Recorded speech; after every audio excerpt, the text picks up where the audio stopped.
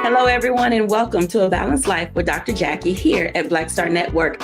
We are continuing our series on putting in the work, and today we're looking at a chef's journey. I know all you amazing kitchen cooks out there, you fabulous cafeteria workers, all of you with your grandmama's favorite cookie recipe are dying to discover whether or not you have what it takes not only to be an entrepreneur, but to turn this passion that you have for cooking and the culinary arts into an actual business. Well, today we're going to be joined by two amazing chefs who are going to talk to us about what it means to put in the work. We're joined by Chef Rahman Harper and also Chef Monica Smith. Welcome in, everybody.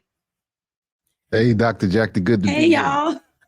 I feel like it's old home week and we're having family homecoming. That's right. Right. Family homecoming. Let's talk about this industry that you're in and the work that you're currently doing. For some of our audience, they may not be familiar with who you are and what you do. So I'm going to start with Chef Rock. Tell us a little bit about yourself and what you're doing out here in the DMV, since that's where you're located. Yes, that's right. Thank you, Dr. Jacquie, for having me again. I am the chef and owner of Queen Mother's Kitchen, which is a fast casual fried chicken sandwich place fashioned after my mother, my grandmother, my Queen Mothers in Northern Virginia.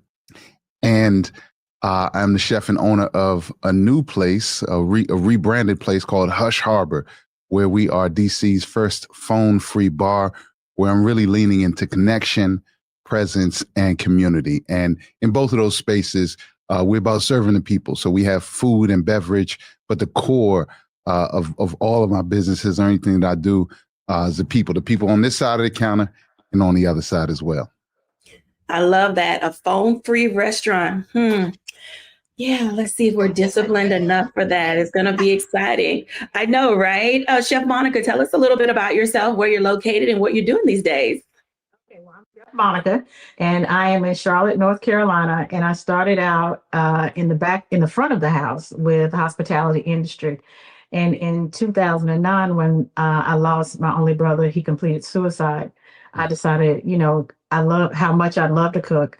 I had to do something to anchor myself in a healing process. So I went back and got a second degree in culinary arts. I started out as a chef on TV. Figure that out. So what happened, as soon as I graduated from culinary school, I was approached by the Food Network and I appeared on Guys Grocery Games. I've done Cutthroat Kitchen. And from there, for 15 years, I did TV, live demos, celebrity guest events, as well as I started a spice line that now is, I guess you could say, discontinued. I'm not selling those anymore. That process is done. And so when I developed multiple sclerosis along the way, now I am using meal prep with a few clients.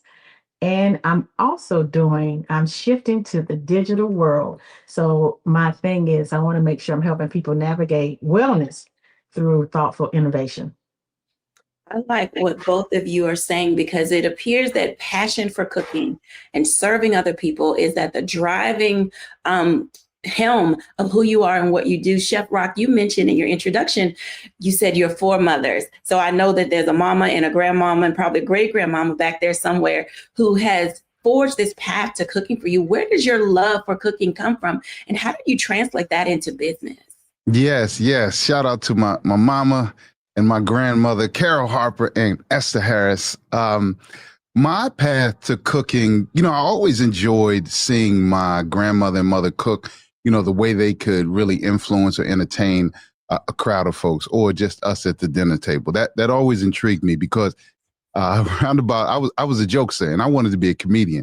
So roundabout middle school, 8th grade or so, I really fell in love with the idea of cooking, not because I thought it was going to be a great career, but my guidance counselor, when I knew I was going to college, my mother told me that. My guidance counselor said that there was no college for comedians. Like, I went and looked at our Google, which was the encyclopedia at the time, and there was, the only thing I could find was like a clown college, like Bozo the Clown College, and I wasn't doing that.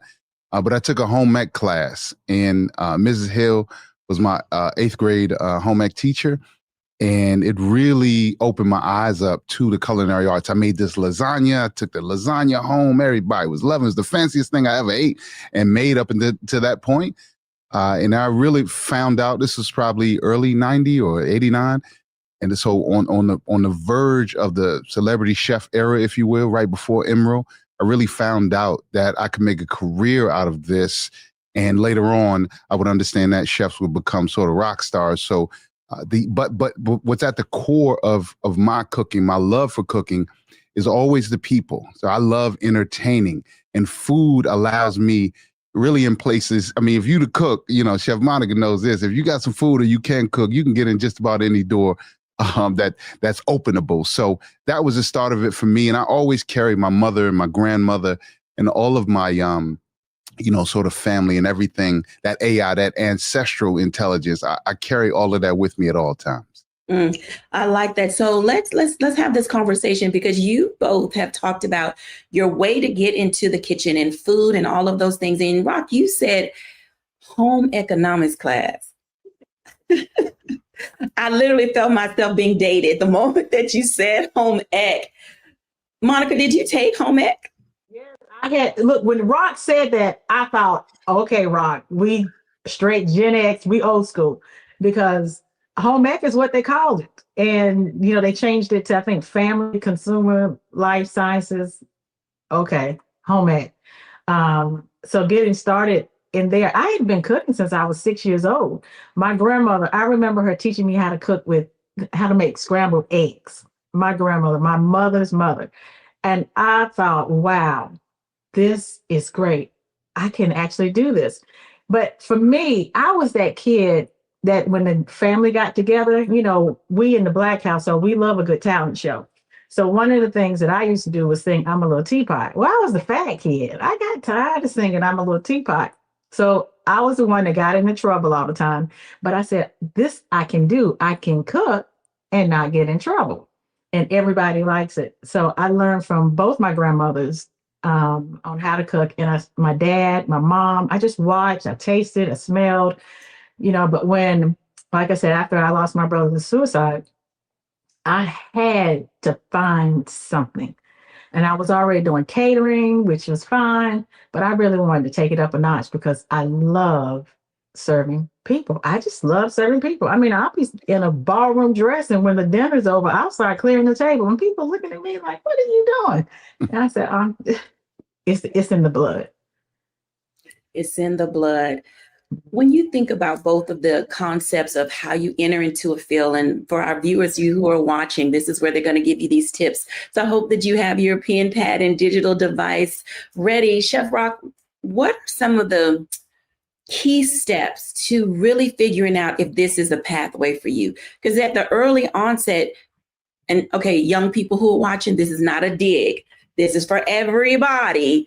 When we first start out at things, there is this desire or temptation to just throw in the towel because there's so much we don't know. What are some of the things you wish you knew going into the space of culinary arts that no one told you, that you wish someone would have said to you? Oh, that's such a phenomenal question, because oftentimes we start with the cooking, and this is not just, excuse me, our people, but it is most people that can cook, right? Because, you have, I can fry chicken like nobody else. And people say you should get into the fried chicken business so you can bake a pie.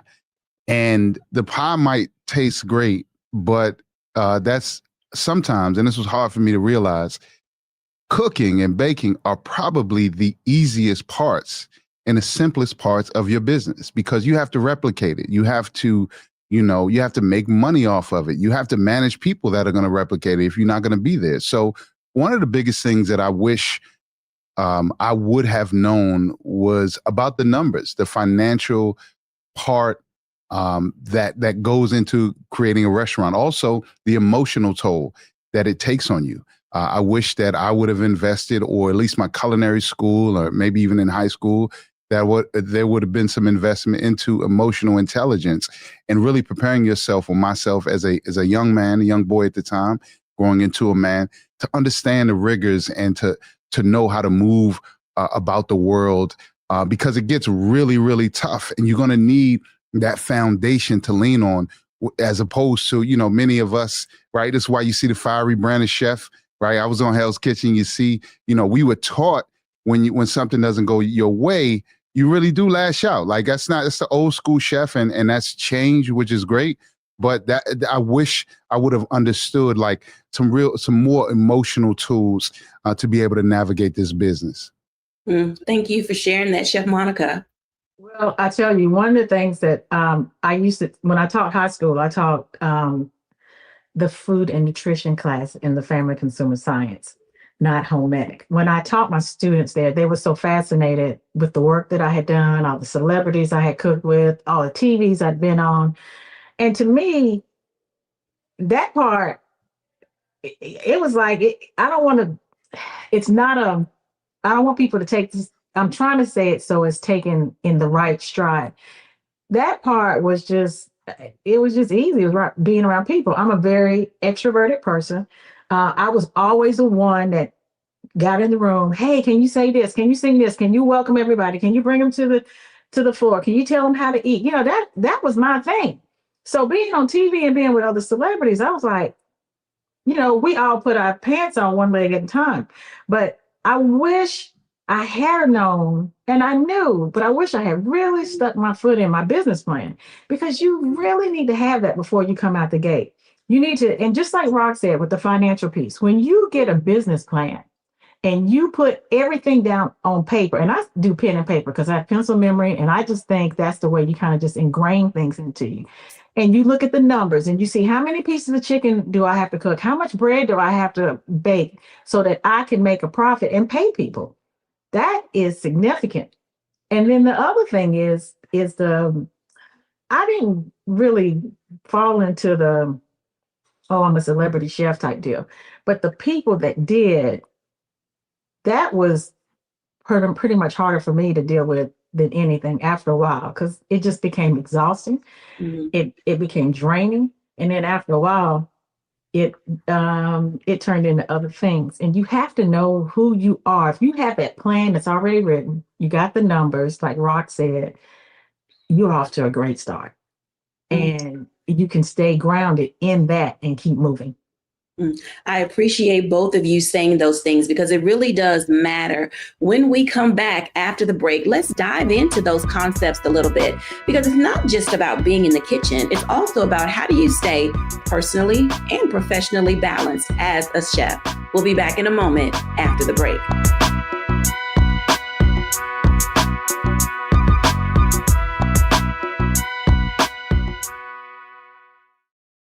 Hello. I'm Isaac Hayes III, founder and CEO of Fanbase, and I'm here with a very important message. We are at a turning point in the Black community where we must have equity in the apps we use that scale to billions of dollars. But this time, we own the infrastructure, we own the culture, and we shape the future. And Fanbase is the future.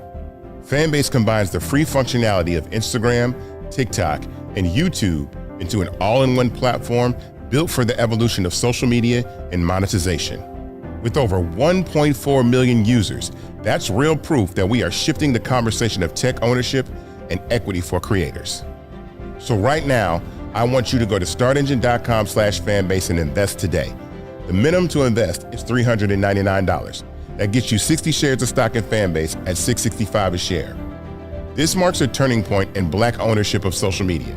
If we don't take this opportunity to own social media right now, we will always be customers to our own creations. And that can't go on. So once again, go to startengine.com/fanbase and invest today. We must own the platforms where our voices live, our stories matter, and where our culture drives the world. Thank you.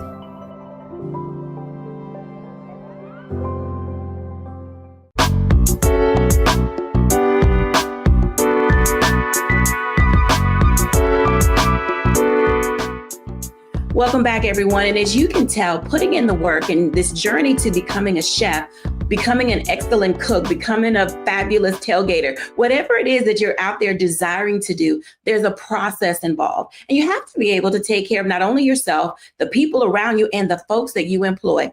So let's dive into that a little bit, because both of you have talked about the importance of staying grounded.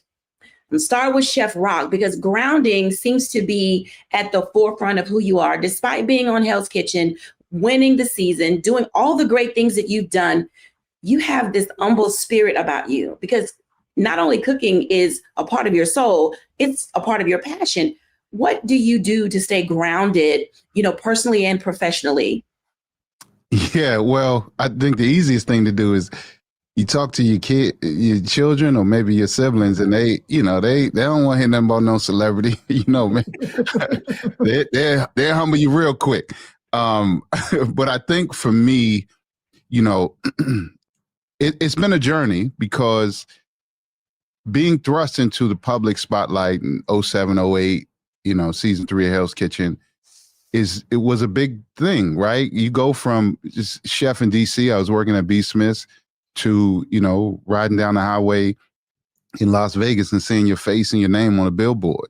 And it sounds cool, and it was cool, and it is cool. And I'm very grateful for the experience. It changed my life, but it is definitely an adjustment, right? You have to get used to new things, especially in a place like Las Vegas. So for me, I've learned to, at the end of the day, I am Rockmon Harper from the South Side of Alexandria, Virginia. And whether that's been, I've had reminders of that, like I say, with my children, my friends, my family, or that's been reminded to me. When you get into the business, at the end of the day, social media and TV, all of that stuff is cool, but you still have to run a business. You still have to be in relationship with people, and your celebrity, or your so-called celebrity, can never compensate for depth and real relationships that you cultivate over the years. So it's really about, what do you want? Because you can be the guy. I could be the guy that's, act like I'm a celebrity all the time. You can be that, and many people do, and more power to them. But your relationships, or how you move about the world, will be reflected back to you. So I love people. I love real connection. I value that. And so I have to reciprocate that real connection. And that keeps me going throughout my life. I think that that's important too, because it's how other people celebrate your successes along the way. And it's interesting. I want to say, I think I met you when you were at B. Smith, and God knows that it's been like several decades ago, but just to watch your growth in the path, you can see that it is a part of who you are, and you don't take opportunity for granted, and you're definitely not taking it lightly. I want to pivot to a second question, because one of the things that I do understand is the value and importance of giving back. How in your processes, especially being in the DMV and most of our cities with you too, Chef Monica, we have so much homelessness. Do you serve the community in that capacity, and what type of work have you done? Because I know there's chefs that are saying, I want to get out of the kitchen, I want to give back, but I don't know where to give back to and how to give back. Yeah, I think service has always been ingrained in me from my mother, and I think that is something that, when I say community, and when we say community, like, there is no individualistic, this sort of American, sort of me culture that we grew up in. That doesn't work for me. Let me say that. So I always, sometimes to a so-called fault, I always figure out, well, this is our space, right? When I'm at Hush Harbor, formerly Hill Prince, like, how can it be useful in the community? If you want to, I had this one sister that she wanted to do a yoga event, and she was just charging maybe $25 or $40, and she had about 6 people. She can't afford $5,000 to do a minimum revenue. And who am I to say no? They just want to come in here and stretch and breathe, right? So this is our space, and I view my businesses as an extension of me.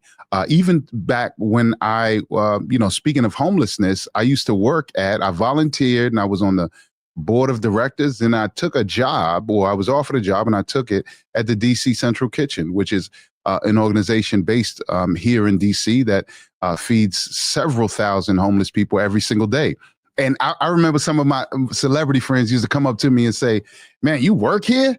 And I really didn't understand it at the time. This is sort of that, non-celebrity thing in my mind. I'm like, of course I do. I I care about my people. Like, I feel like I can do more, have more of an effect by being here as opposed to volunteering every month or so. Now, to each his own, everybody can't do that, but that's how much I care about and love us, is that I really put in the work all the time. And this is, I believe, my calling. So it's very important that we give back or find some way. And it could be, lastly, I'll say this.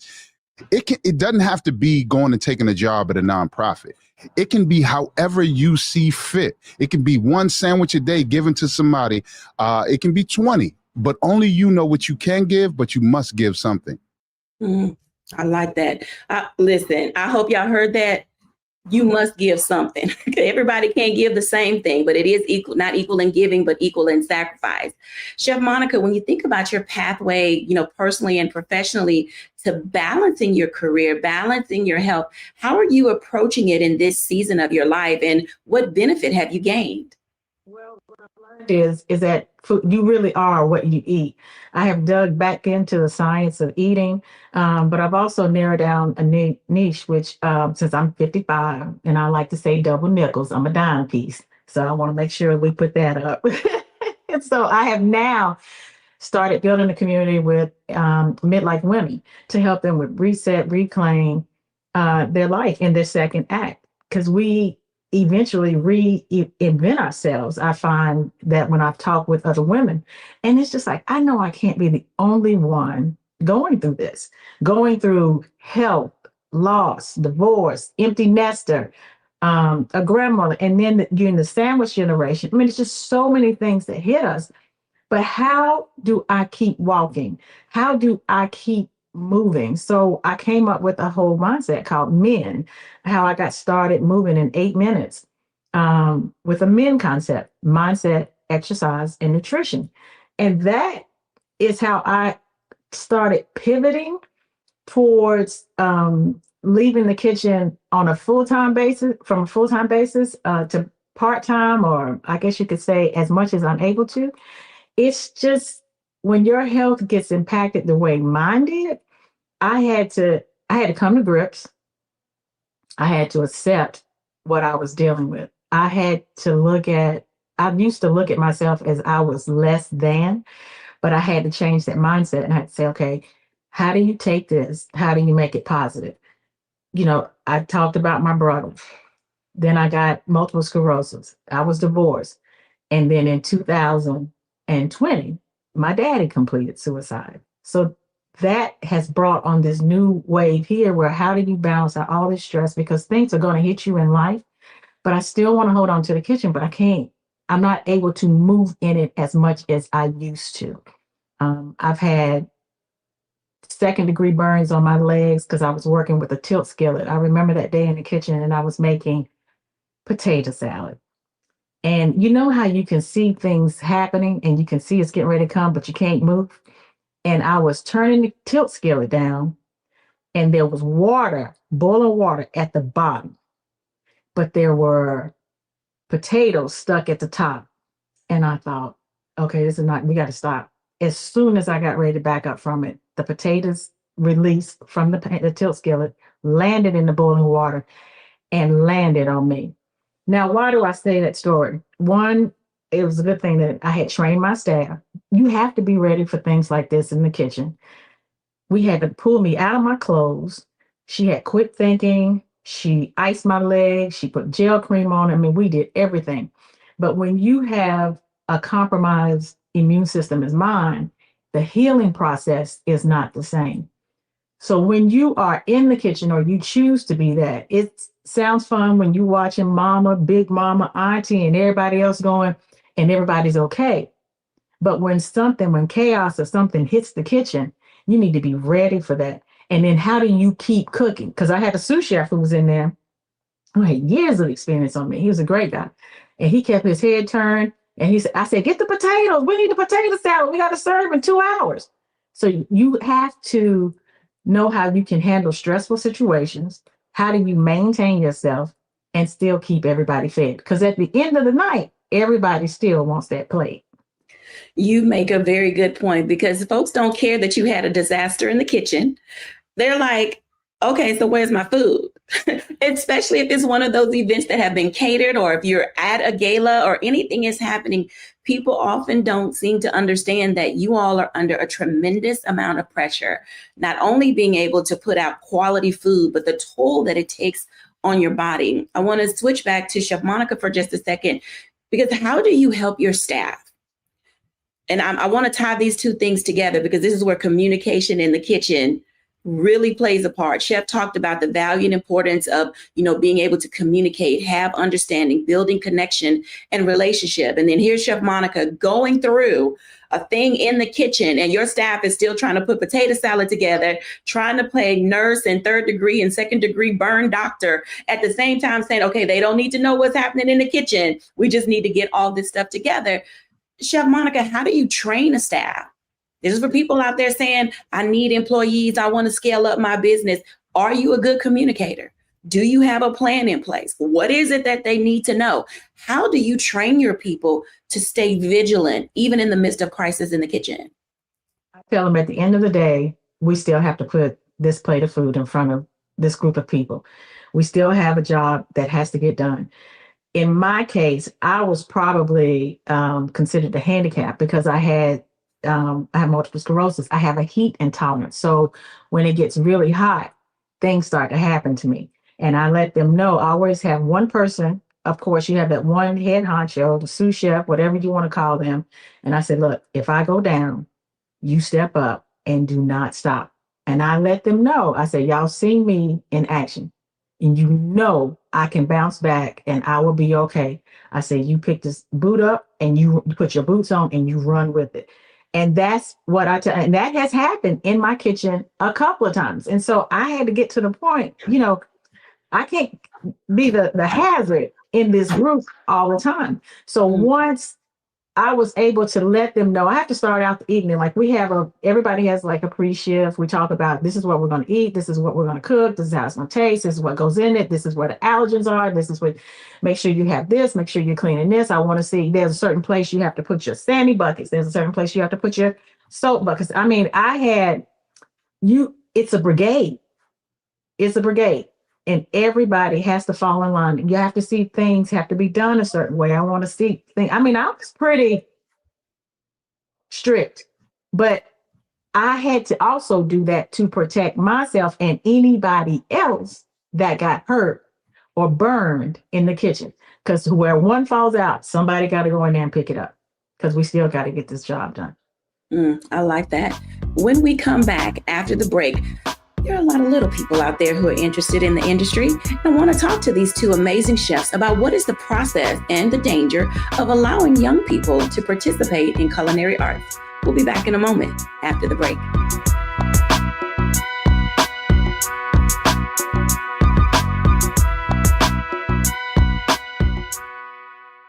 They said the quiet part out loud.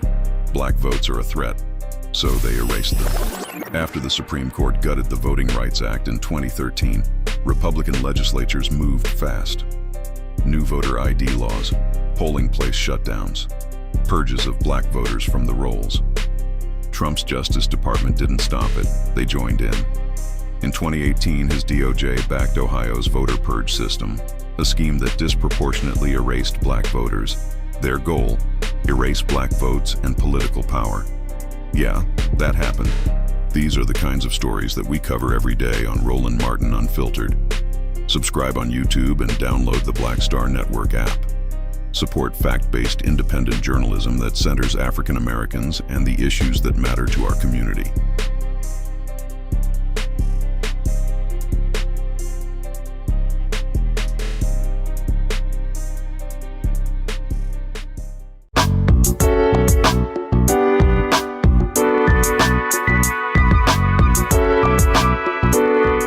Welcome back, everyone. And as you can tell, putting in the work to be a part of any type of culinary endeavor requires you to be all in, heart, mind, body, spirit, and soul. Chefs, let's talk about these little people who I watch TV. I see all these little junior chefs out there doing these baking competitions, and they're, out there, it's about that time. Halloween will be coming up and they'll be doing their little cakes and cute little things. And then there's some other little mini top chefs out there who are participating in all of these shows. And listening to you all talk, I have to ask, how young is too young to put a child through the rigors of television chefing? Chef Rock, talk to us about that. Listen, I'll say this. I think everyone knows their children. You know your child. And I had a hard and fast rule, and I still have it. My children did not ask to be on TV. So I protected and shielded them from any sort of public. I didn't put them out there. So I wouldn't do it because, but some children, I would have done it maybe if it were around and we were in this time and I was a child and I would have asked my mom, can I go on MasterChef Junior? But I don't think that, I think it's something you got to study. I don't know. Look, I'm speechless on this one because I just, I appreciate my time and what it's done for my life. I just wouldn't wish it on a child because people be mean and people are unreasonable and the public spotlight is rough. So I don't know. I think that's a very, very specific choice, but some children can handle it and some parents do a great job. I know parents with children that are out in the public eye and they do a great job of really curating their children's lives. I wouldn't do it. But some people, I think around 12, 13, 15, okay, if I were to, but I'd stay away if it were me. Chef Monica, what are your thoughts about that, having been in the educating space? Oh, yeah. Let me tell you, that was the most enlightening experience I have ever had. But it was the most endearing experience. I don't know if my students will see this. They're adults now because I had to stop teaching because of the MS. But when I was teaching, I was also asked to do classes with smaller kids, with, smaller children. And I thought, okay, so what are we going to do? We can't really, I don't want to cut. Then they want to jam in too many people in a class. I had to make them back that down. And I had to get people in there who were, chaperones. But when you're teaching high school, as I was, and I was teaching in class, and I remember I had a student that really didn't know how to boil water. And I thought, okay. I just think cooking is the easiest thing because it comes easy for me. But that was something that I had to let go of real quick. So I taught them, and these are 9th and 12th graders. These are kids who were, sometimes they may not have food when they go home. These are kids who, they went through a lot of things. Let me put it that way. So I taught them how to cook, to protect themselves in the kitchen, how to stay safe, how to stay clean, because Serve Safe is at the top of the list, but also how to cook with what they had, what was available to them. And not so much as cook for survival, but when you can teach a child or anybody how to take care of themselves and you're caring for them in the process, it positions things differently. Now, let's shift to the home front. So I have 3 adult children now. They are all athletes. I kept them on strict diets when they were in this season, but I did not let my kids in the kitchen. I would, but then I said, no, just let me do this. I didn't have the patience to teach my own kids because I'm so busy trying to protect, and then I want to teach, and then they want to branch out and they want to show that they can do it. And I'm like, stop, but as they got older, now they call me and they say, Mom, tell me that recipe. Show me how you made this. Because I remember when you used to cook this all the time. And I said, I'm so embarrassed. I said, I should have taught y'all more. But I'm like, Rock, for the TV life, I don't watch the junior chef shows because I think there's too much pressure on kids. They're kids, let them be kids, let them play. Don't try to make them mini adults. That's just me. Now I'm just old fashioned. But I guess I would probably choose high school, even teaching middle school kids. That's interesting. And I say that because, we all had that rite of passage, being in the kitchen, adult in front or adult, right next to us, beside us, or us in front of them. We had the big bowl right there on the counter, teaching you how to crack an egg so you don't get a shell in it. Teaching you little things like how to get the eggshell out of the mix before you bake the cake. There's certain skill sets, how to turn on the fire if you're using, gas. There's so many things that I recall being young and in the kitchen that I like to cook. I don't cook as often, but my grandparents had a hamburger business. And in the summer, that's what we did. We learned, before smash burgers were a thing, that's what we learned how to make. And then my, older cousins that were boys, they would get on their bicycles and they would drive them around to the people who had ordered them. And so we learned entrepreneurship early. We learned how to work together as a family. Granny had a certain way she liked to slice her potatoes. They all had to be the same length and the same width. And for those of you who don't know, it happens by cutting off the ends so that they're all the same width and the same length. And so she was very particular, like you said, being strict. But I think what it does at a young age, it does teach responsibility, safety, and accountability. In the industry, do you find that there are transferable skills if you start out young to adulthood, just in regular life? What are some of the transferable skills that you learn from being in the kitchen that you can take into adulthood in real life? Chef or Monica? Okay. I think coping skills. I don't see a lot of, we see the things that are going on in the different generations, but I just don't see people having coping skills anymore. I don't even see young people, but it shows you how to pace yourself, how to plan, how to think, how to process, how to do math, of course, how to do, because algebra is all up in cooking. So they might as well get ready for that. But you learn how to manage people, how to talk to people, how to work with people. I mean, it covers the gamut of everything. But the biggest thing I think that comes out that you can't really teach somebody is that they learn. I think you learn it through, intrinsic learning. I can't remember what the key word is, but the right word is. But coping skills. They just blow up. Everybody's ready to fight, going out, and that's just you can't even do that in the kitchen. You can try it, but it's still got to go. It's still got to go on. The show is on the road. You got to put the plate in front of the client and make sure they get what they paid for. I like that coping skills, Chef Rob. Yeah, I agree with Chef Monica. I think as I think back to when I was in the kitchen with my mother and my grandmother. You learn science, you learn math. You also, I love people, and you can learn a lot just by cooking with someone. And listening, I think that's a very big skill in this age of social media and technology, where we have devices in between us and tech in between us. When you're in the kitchen with someone, you learn sort of these interpersonal skills. Even though it's your mom or your somebody you love, you learn body language and you learn to pick up on certain social cues, right? When to be quiet, when to listen, when to assert yourself, or maybe to try.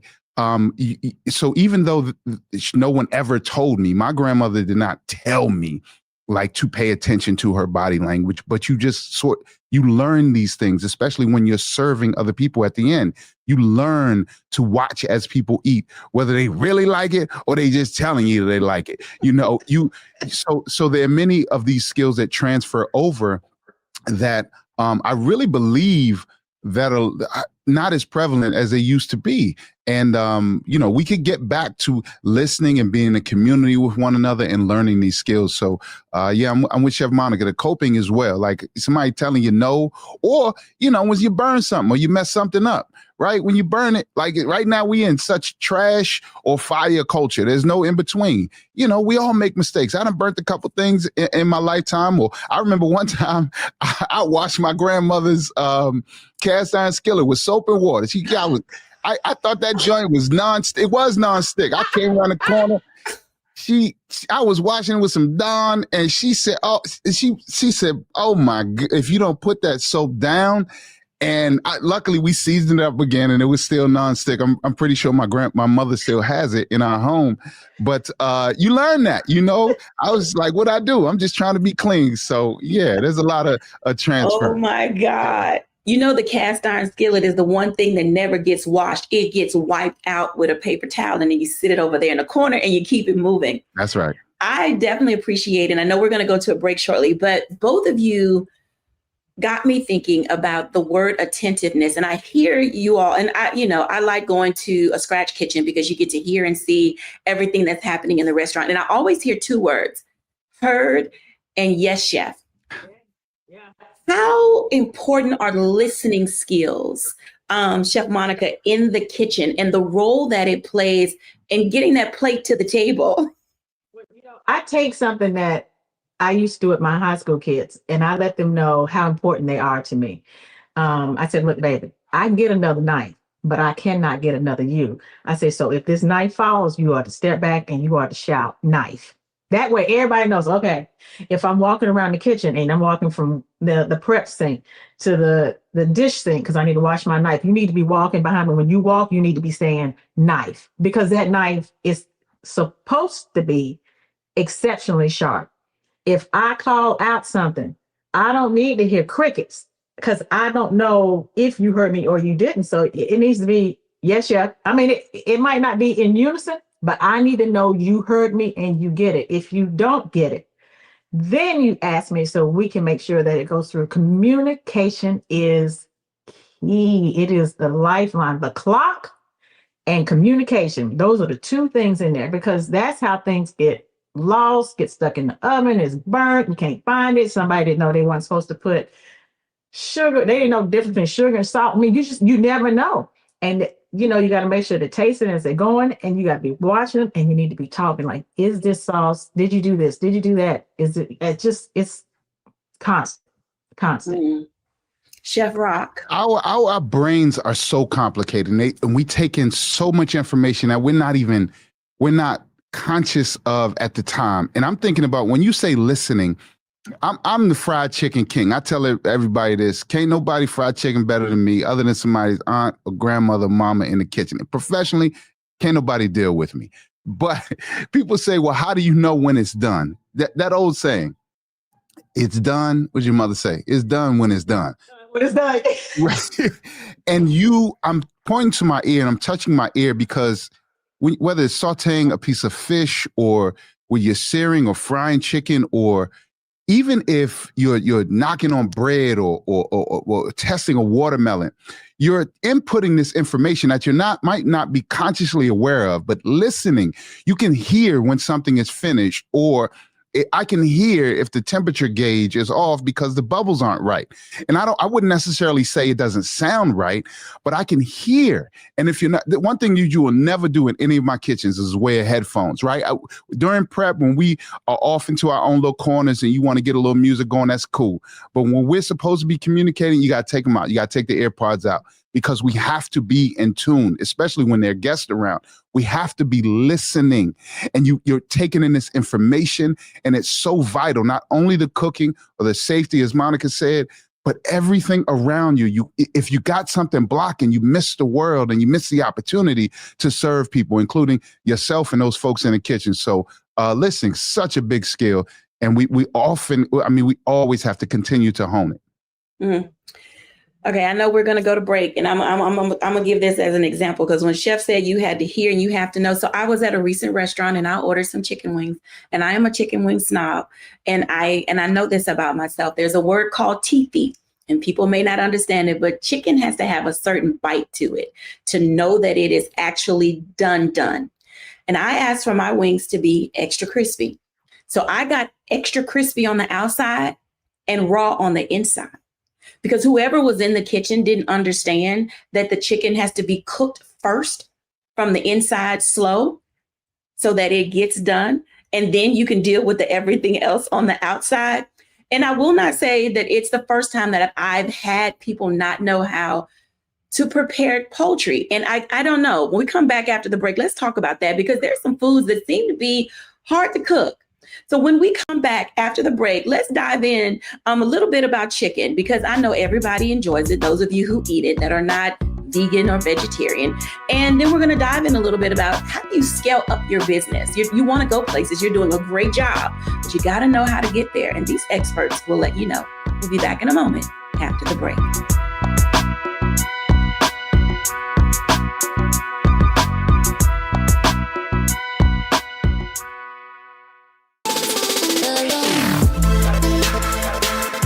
Hey y'all, welcome to The Other Side of Change, only on the Black Star Network and hosted by myself, Bria Baker, and my good sis, Jamira Burley.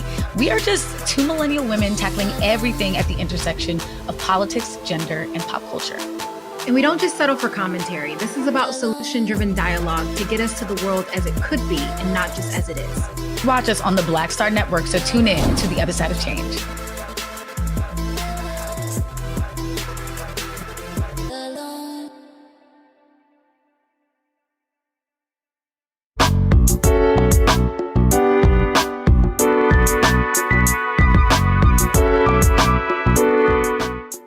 Welcome back, everybody. I was telling my chicken wing story because I'm a chicken wing snob. I love chicken wings. I used to not cheat on my chicken wing spot, but they got sloppy. I had to move on. So chefs, let's talk about that for a moment. Because when we go to certain places, we expect a certain quality of food. I mean, if you say you do a thing, you need to be able to do a thing. You know what I'm saying? And so let's have the poultry conversation, because I think there are two items: shrimp and chicken. How do people get them wrong? I tell you, this oh my goodness, there's so much to say. Brain overload. One thing is that it starts in the grass or in the land. So it depends on where you buy your chicken. Mm-hmm. Right. So the cheapest chicken is going to be tough. You got to understand these chickens start out, and they're not even farms. Many of these chickens start out in these constantly called CAFOs, concentrated animal feeding operations. They're just factories. And the way they treat their animals, many of, not all the chicken, but many of the chicken that we get is just going to be tough. If you have a breast that's 2 pounds in size, that's just a half of a part of a chicken, right? So imagine how big the chicken has, and they probably grew it in 6 to 8 weeks. So it's just not healthy, and the meat is going to be tough. There's no love in it. There's bad energy in it. So the first part is you have to get a good chicken, right? And then once you get that, I mean, the simplest way is put a thermometer in it, Slim, like 165. Raw chicken is a big no-no. But I think, it is the other testament. People don't taste and test their product. We get in this factory mindset, especially if you're a wing place, but we're a chicken place. And my people know we cook everything to order, and we're testing. We're not taking bites of chicken, but we're actually, every single one gets the same amount of love. And you can't treat it like a factory. So, but the easiest thing, y'all, is the thermometer. Come on, 165 or better. I can definitely appreciate that, because, there are a lot of wing places, and I was actually at a restaurant. They said they had kitchen and bar under their name. So I thought they knew what they were doing. So. But not fancy enough to put the thermometer in there, obviously. And I know there are other people who have horror stories with food and chicken. Chicken, salmon, shrimp. There are a couple of dishes, Chef Monica, that they do this. They're just rubbery, dangly. They're chewy. What is happening to people? Are they just, a chef just get tired? I think what happens is people, it goes back to what Rock said. People get into that factory mindset. Okay, let me get this through. Let me hurry up. And I think you've got people who are just willing to cut a corner and think, well, if there's a piece of shrimp bad in here, it's probably just one, and they're going to have everything else is going to be right. But you cannot treat your food like that. Everything from beginning to end has to get the same amount of love. When we used to send out plates, the first plate better look good and taste as great as the second one, as the last one. You just didn't make compromises. And I think when you get something, goes back to communication. If I had somebody in there, and I would tell people, look, I have a learning kitchen. That's what I ran. I had people that had never been a chef or they could cook, but they wanted to be a chef. I said, well, I'm gonna show you how. I'm gonna show you what it's like. I said, but you're gonna have to follow what I tell you to do. And if you get something you don't know how to use it or anything about it, how long to cook it, you need to raise your hand, or you need to come, not raise your hand, but you need to come over and you need to ask.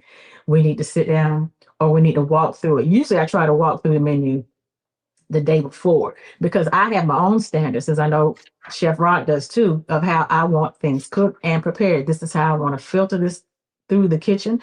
And this is the flow of this particular meat or cake or bread or an omelet, whatever it is, but you have to show them. And if they miss it, then that's a whole nother thing. But I just think people get caught in communication. We're like, well, I don't want to act like I don't know how to do it because my mama, I don't care what your mama used to do. You in my kitchen. And what you not gonna do is make me look bad. Now that is that's a guarantee promise from me. So no, we ain't gonna look foolish out here. But I have to. No, I'm sorry, and I have to go back and make sure it's right too. Make sure that what I said needs to be done got done. I like that. So what I hear you both saying, consistency is an important part of not only being in the kitchen, but also in how you run your business. I want to start with Chef Rock because you have 2 restaurants. You've recently done a rebrand and you have a bar, and in the restaurant, you're doing some amazing things. Did you know when it was time to scale your business and start adding to your menu, adding to your restaurant, opening a second location, pursuing the things that you have done? You know, Dr. Jacquie, you are like a strategic master. So I think you'll appreciate this. And Chef Monica, you said something earlier about business plans. I think that, you know, often we as restaurateurs in any culture, but, you know, I know Black people, you know, I talk to a lot of Black restaurateurs and chefs.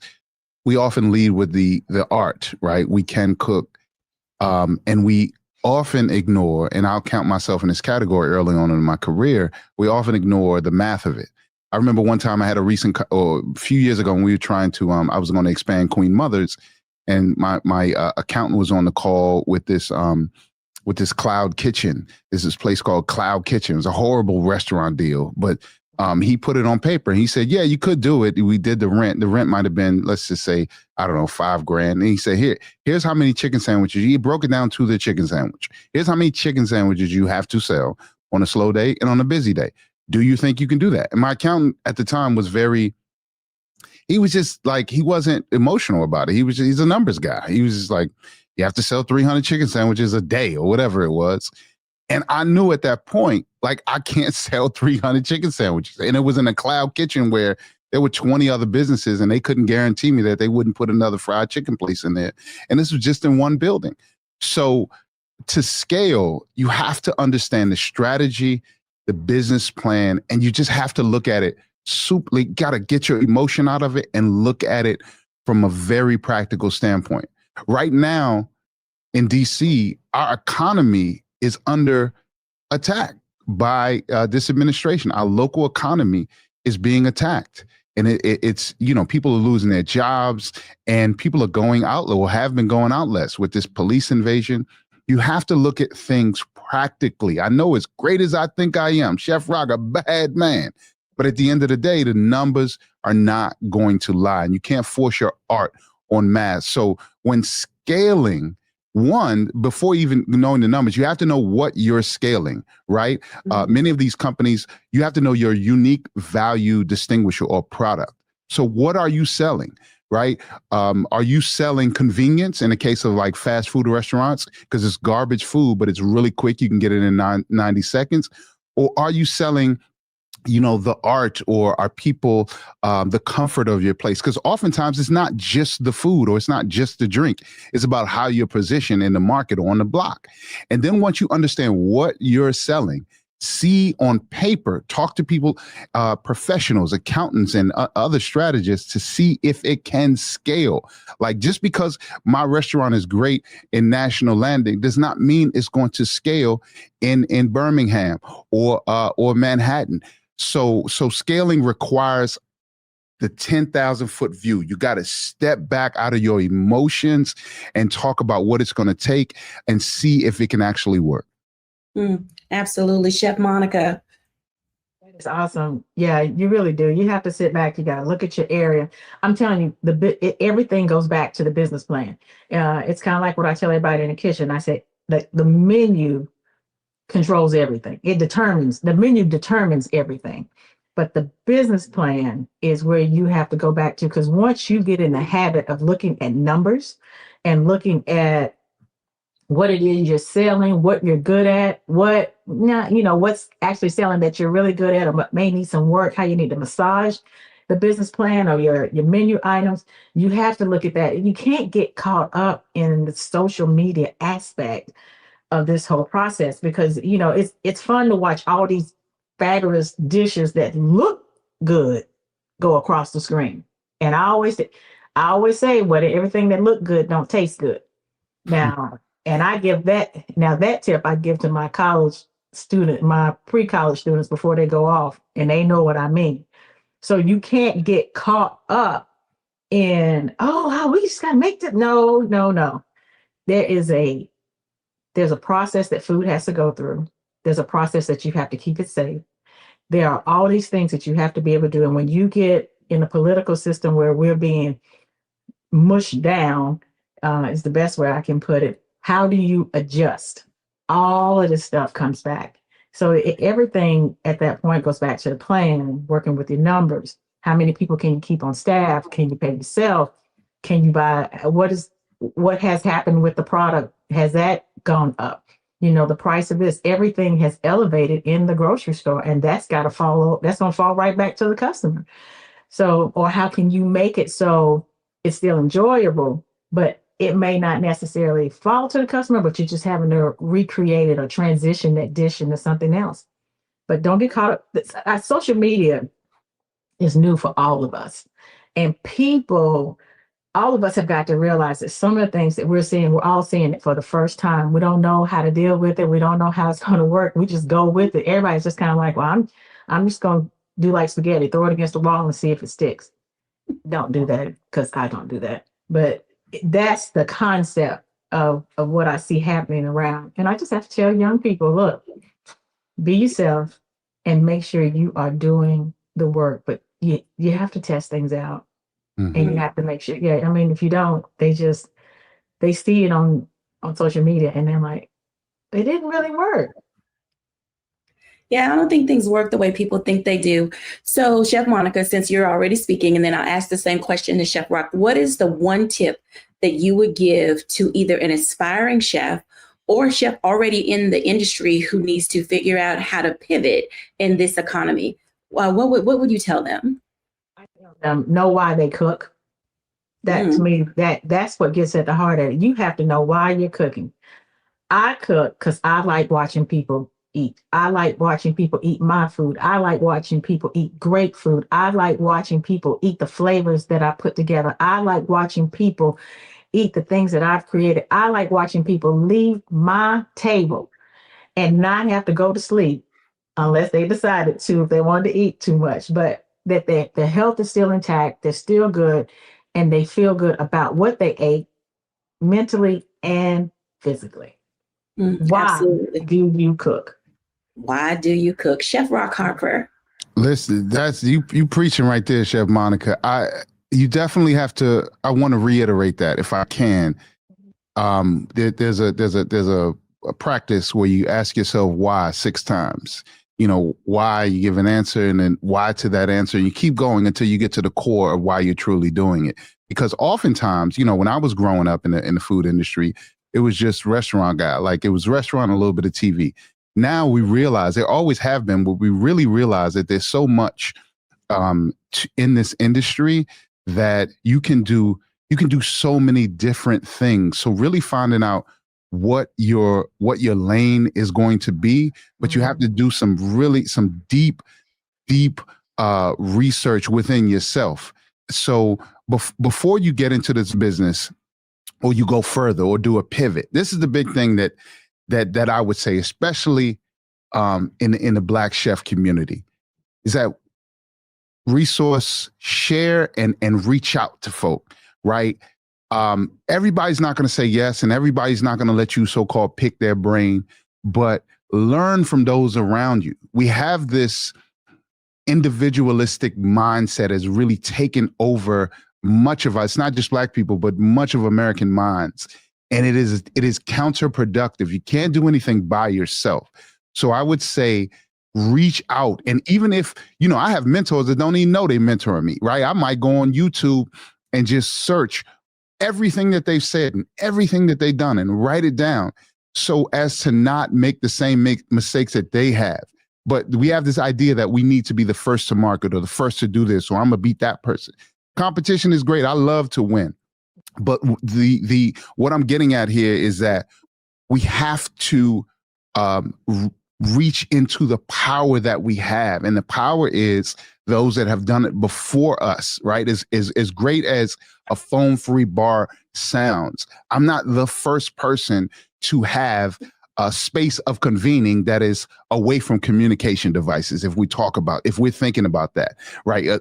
A space of seclusion or a safe space for gathering. I'm not the first to do that. So that means that there are other people for centuries that have done this. So that means that I need to speak to folk. And as I'm building it, as I'm trying to make money off of it. So no matter how old you are, how young you are, I would definitely say, please, please, please reach out to those that have done it. Humbly reach out to those that have done it before. And some people might say, nah, I ain't got no time for you today. That's cool. Go on to the next person. You might just get one answer that can really change your outlook or really put you on the right path. When we come back, I'll give my reflection after the break.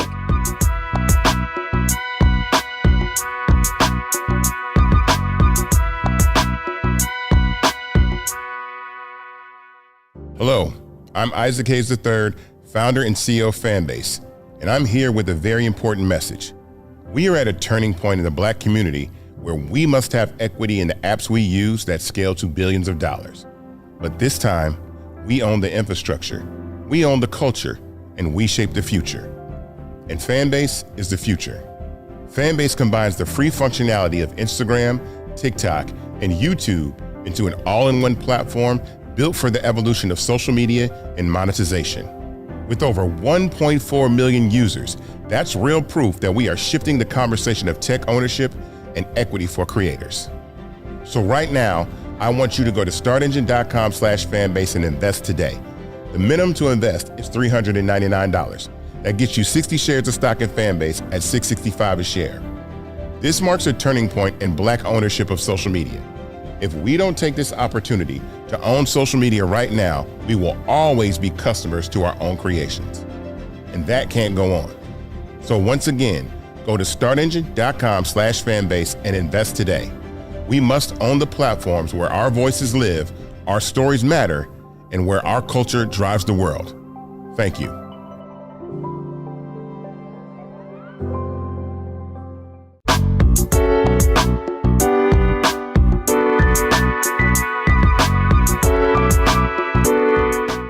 Welcome back, everybody. And as you can see, putting in the work, a chef's journey requires you to be all in, not halfway in, not part the way in. You have to be all in. Put all your senses into it. Understand what is your why. Make certain that you have the ability to communicate. Make certain that you have people around you who want to pour into you, but also make sure you know that it's the reason and your purpose for getting up in the morning. This is what it means to not only get into the chef space, but also what it means to desire to put money and resources into being able to open a restaurant, get a food truck, put on a side hustle, do a few pop-ups. However you decide to step into the space, make certain that you're doing it for all the right reasons. Our chefs today have given you some great insight, so I hope that you'll take it and run with it. Have a great day, and thanks for watching. Bye now.